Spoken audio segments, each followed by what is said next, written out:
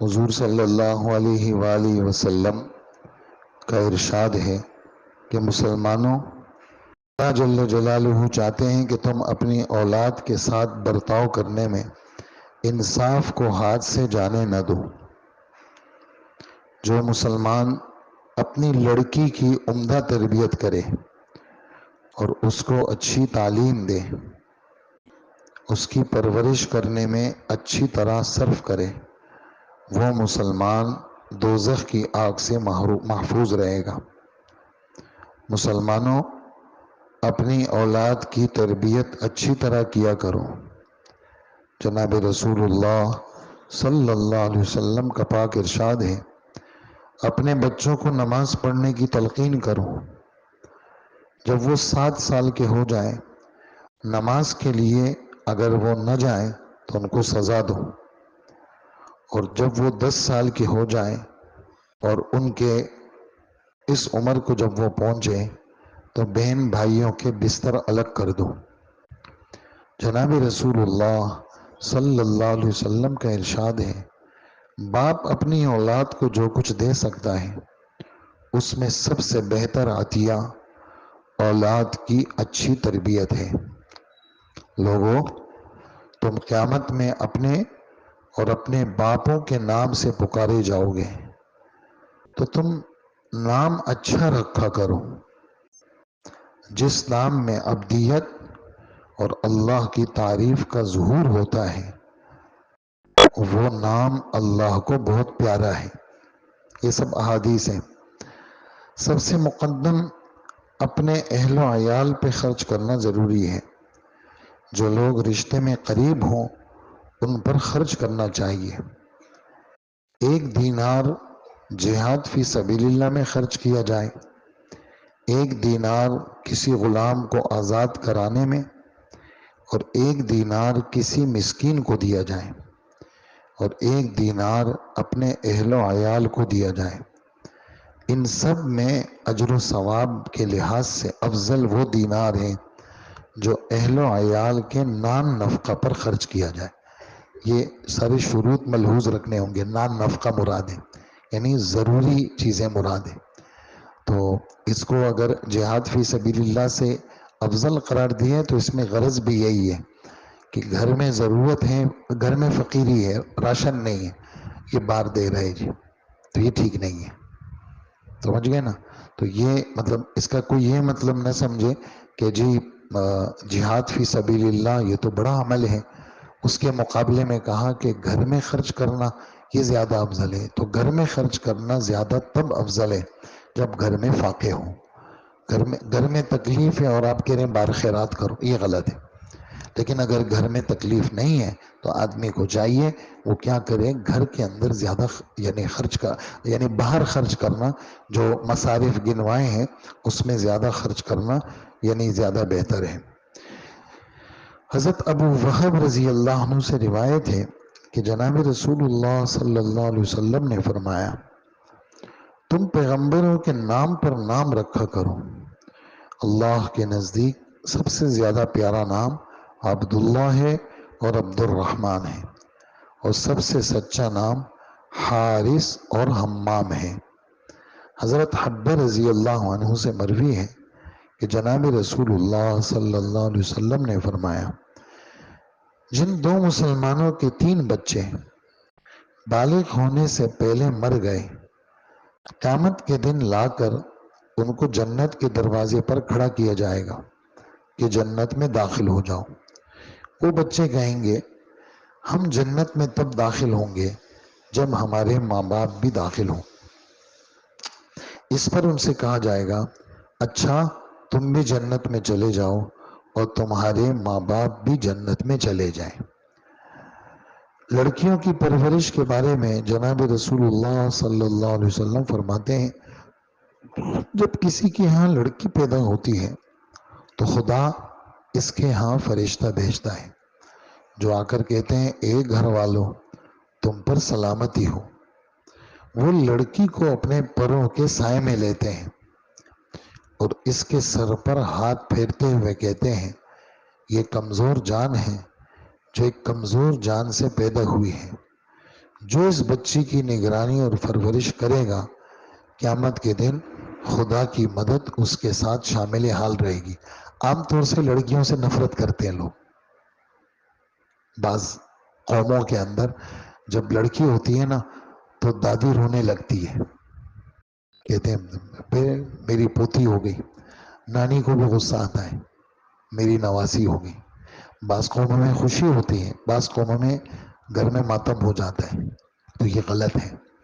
اس لیے کہ لڑکی کیا ہے، اس کے فضائل بہت سارے، اور یہ فضیلت طبرانی کے اندر اس کا حوالہ ہے، طبرانی کتاب کا نام ہے، تو یہ حوالہ ہے، اس کو ذرا تھوڑا سا میں دوبارہ پڑھتا ہوں، اور یہ حوالے بھی ذہن میں رکھیں، اور کہیں موقع لگے تو اس کو بیان بھی کریں کہ لڑکی کو بوجھ نہ سمجھے۔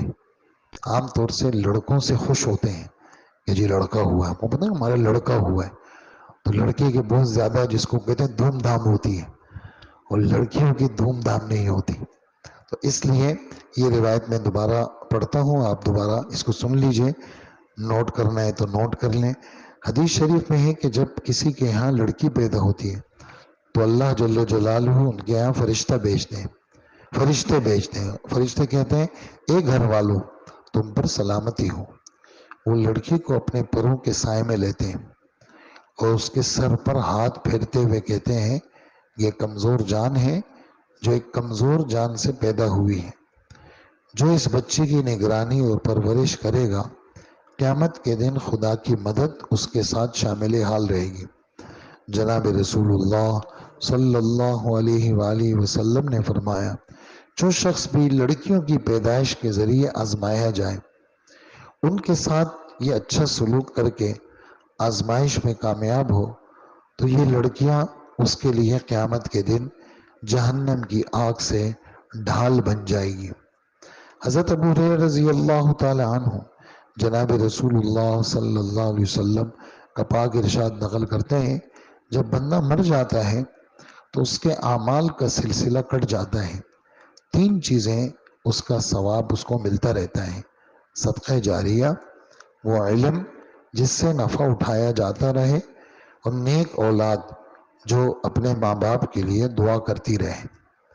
جناب رسول اللہ صلی اللہ علیہ وسلم فرماتے ہیں ہر مسلمان جس کے پاس وصیت کرنے کے قابل کوئی چیز ہو اس پر یہ حق ہے یہ 2 راتیں اس پر نہ گزرے مگر یہ کہ وصیت اس کے پاس موجود ہو۔ رسول اللہ صلی اللہ علیہ وسلم فرماتے ہیں اگر ایک بیٹے کو کوئی چیز دو تو دوسرے بیٹے کو بھی ویسی ہی دینا، اگر ایسا نہیں کرو گے تو ناانصافی ہے اور بری بات ہے۔ حضرت ابو ہریرہ رضی اللہ تعالیٰ عنہ سے روایت ہے کہ حضور صلی اللہ علیہ وسلم نے فرمایا کوئی مرد اسی طرح کوئی عورت 60 سال تک اللہ کی عبادت میں گزارتے ہیں، پھر ان کے مرنے کا وقت آتا ہے تو وصیت کے ذریعے ورثاء کو نقصان پہنچاتے ہیں تو ان دونوں کے لیے دوزخ واجب ہو جاتی ہے۔ کیا مطلب اس کا؟ مطلب اس کا یہ ہے کہ زندہ ہیں دونوں میاں بیوی، بڑے نیک ہیں اور اللہ پاک نے پیسہ بھی دیا ہے، اور کیا کرتے ہیں زندگی ان کی گزر رہی ہے، جب بڑھاپے پہ آ جاتے ہیں تو اٹھا کر کے سارا مال خیرات کر دیتے ہیں۔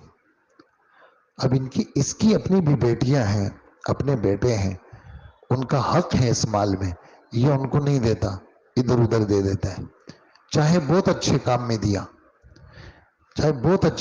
دیا، لیکن حضور صلی اللہ علیہ وسلم فرماتے ہیں کہ وارث کا حق سب سے مقدم ہے۔ ایک صحابی رسول صلی اللہ علیہ وسلم کا قصہ حدیث میں موجود ہے، انہوں نے کہا اللہ کے رسول میرے پاس بڑا پیسہ ہے، میں بہت پیسے والا ہوں، اور میرے جو وہ ہیں اپنے اولاد میں صرف بیٹی ہے، وہ بیٹی بھی کیا ہے پیسے والی ہے، میرا جی چاہتا ہے کہ میں سارا پیسہ خیرات کر دوں۔ آپ نے فرمایا نہیں اللہ کے رسول پھر ایسا کر دیں کہ 66% اس کی اجازت دے دیں۔ آپ نے فرمایا نہیں اللہ کے رسول پھر آدھے کی اجازت دے دیں۔ آپ نے فرمایا نہیں اس کی اجازت نہیں ہے کہ تم آدھا پیسہ خیرات کرو۔ پھر ایسا کریں اللہ کے رسول مجھے ثلث کی اجازت دے دیں، 33% کی۔ تو آپ نے فرمایا ہاں 33% کی اجازت میں دے سکتا ہوں، 33% بھی زیادہ ہے، باقی 66.66 یہ تم نے کیا کرنا ہے، یہ میراث میں جائے گا۔ اور پھر ایک جملہ آپ نے فرمایا کہ یہ والی بات اچھی ہے کہ تیرے رشتہ دار وہ لوگوں سے بھیک مانگے، یہ اچھا ہے، یا تیرے پیسے تیرے رشتہ داروں کے پاس جائیں، ان کے کچھ حالات سدھر جائیں، یہ اچھا ہے۔ تو اگر اپنے رشتہ داروں کو بھیک مانگتے ہوئے چھوڑے گا تو یہ برا ہے، بلکہ اپنے رشتہ داروں کو، بہت سارے لوگ ہیں، اللہ کا فضل ہے، دنیا میں اچھے لوگوں کی کمی نہیں ہے، وہ مطلب آتے ہیں میرے پاس یہاں اس مسجد میں۔ اور ایک دوست کے والد کا انتقال ہوا، زیادہ عرصہ نہیں ہوا، مہینہ تو نہیں ہوا، 15 دن ہو گئے یا 20 دن ہو گئے، 2 ہفتے ہو گئے یا 3 ہفتے ہو گئے، تو انتقال ہوا ان کے والد صاحب کا۔ تو 3 دن تک تو مہمان آتے رہے، تو اگلے چوتھے دن وہ چلے گئے کام پہ، سارا حساب کتاب کیا، 3 بہنیں ہیں، والدہ ہے، 2 بھائی ہیں، سب حساب کیا والد صاحب کا پورا، اور مجھے پورا قصہ سنا ہے۔ کہنے لگے میں نے سارا مال جمع کیا، وہ تقریباً 6 کروڑ روپے بنتے تھے، تو میں نے کیا کیا، میں نے اس میں پورا جو ہے نا بہنوں کا پورا ہے، میری والدہ نے کہا کہ سب بہنوں کو گھر لے کے دیا ہے، اس ایک بہن کا گھر نہیں ہے، اس کے پیسے پہلے الگ کرو، تو سب وارثوں نے کہا ٹھیک ہے۔ پھر اس کے بعد جو پیسے بچے، یعنی اس کے بعد 6 کروڑ روپے بچے، اس کے بعد جو ہے وہ والدہ کا حصہ نکالا، 8واں حصہ ان کا بنتا ہے۔ پھر ہم 3 بہنیں اور 2 بھائی، 3 بہنوں کا 1 اور بھائیوں کا 2، 4 اور 3 7 حصے پورے مال کے بنائے والدہ کا حصہ نکالنے کے بعد۔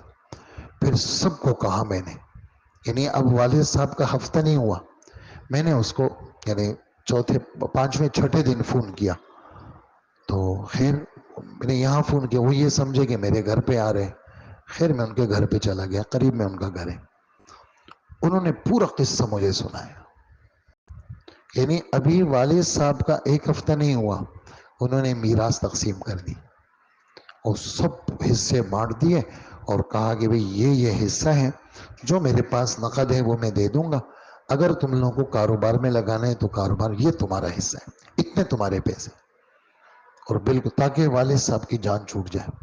ایسے لوگ ہیں، اور ایسے لوگ بھی ہیں، والد صاحب کو کورونا میں انتقال ہوئے 5-6 سال ہو گئے، ابھی تک میراث تقسیم نہیں ہوئی، نہ والد صاحب کا قرضہ گیا، دنیا کے سارے کام چل رہے، والد صاحب کا کام نہیں ہوا، نہ والد صاحب کا قرضہ اتارا، ایسے لوگ بھی ہیں۔ تو جس کے دل میں اللہ کا خوف ہوتا ہے وہ بہنوں کا حصہ دیتا ہے، اپنے کاروبار کے وہ یعنی دھجیاں بکھیر دیتا ہے، لیکن اپنی بہنوں کا حصہ نکالتا ہے۔ اور کتنے ایسے ہیں جو یہ راستہ نکالتے ہیں کہ کسی طریقے سے بہنوں کا حصہ نہ ملے، تو بہنوں کا حصہ بھی دینا ہے، اور جو ہے وہ اپنے بھائیوں کا حصہ بھی دینا ہے، نابالغوں کا حصہ بھی رکھنا ہے، یہ سب باتیں شریعت کا حصہ ہے، یہ سب باتیں ہمارے دین کا حصہ ہے۔ ہم اگر اپنے دین کا خیال رکھیں گے، اللہ پاک ہمارا خیال رکھیں گے۔ من حفظ حرمت العلم حفظ اللہ حرمتہ، جو آسمانی علوم کی عزت اور احترام کا خیال رکھے گا، اللہ اس کی عزت کا خیال رکھیں گے، اور اللہ ضائع نہیں کریں گے نا سارے بھائی۔ اللہ پاک عمل کی توفیق عطا فرمائے۔ تھوڑا سا